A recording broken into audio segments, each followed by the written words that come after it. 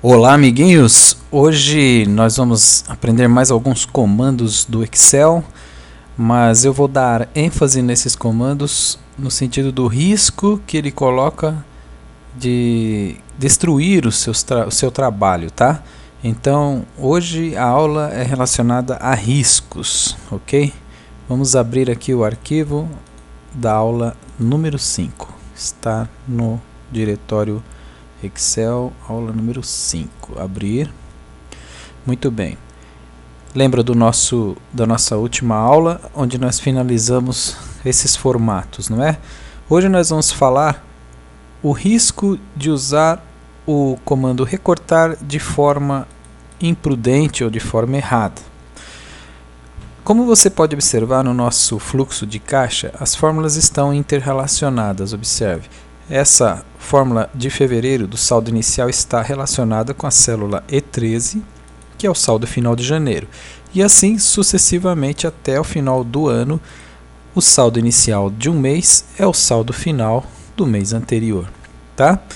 Veja bem, se existe essa dependência, se você destruir a origem da informação, você pode destruir toda a sequência do cálculo. Vamos dar um exemplo de usar o comando recortar de forma errada.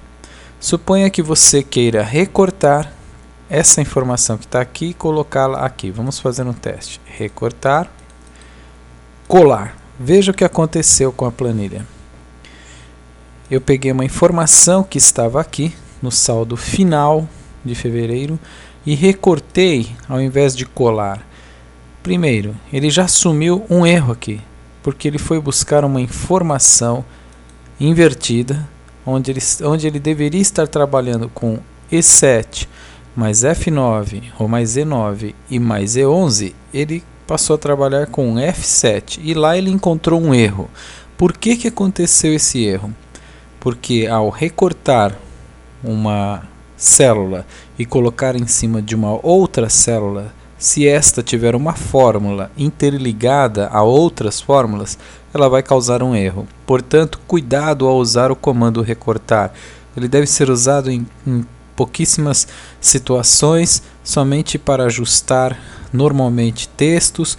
Temos que tomar muito cuidado ao usá-lo com fórmulas, porque ele também tem uma função de utilização em fórmulas, mas em situação bem específica, tá? Com muito cuidado. Nunca sobrepor uma fórmula com um recortar.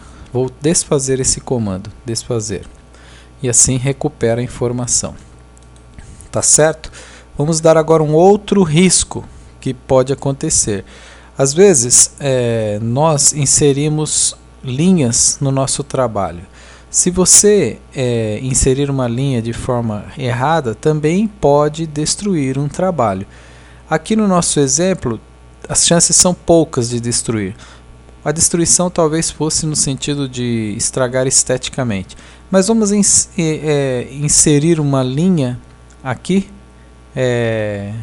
antes de falar em eliminar linha. Vamos aqui, ó. Clica na linha, no número da linha aqui. E aí você vai em inserir linhas. Observe que o Excel ele caminha uma linha para baixo e ajusta tudo sincronizadamente, sem perder os links. A linha que andou uma célula abaixo, que foi a linha 12, anteriormente ela era 11, a informação estava na linha 11, já foi automaticamente ajustada aqui para baixo. Se você eliminar essa linha, que não tem nenhuma informação, veja só, editar, excluir, veja só, ele exclui e não destrói a fórmula. Agora, se você fizesse isso com a linha 11 em cima de onde tem os valores, vamos fazer aqui, excluir, olha só, você destruiu uma informação que era a fonte para fazer esse cálculo. Então, o eliminar linhas tem que ser tomado muito cuidado para que não se destrua a informação, tá? E aí a única chance de recuperar é fazer um desfazer e aí a sua fórmula é resgatada novamente. Aliás, você vai notar que muitas vezes você vai usar o comando editar, desfazer, né? Assim como o refazer também.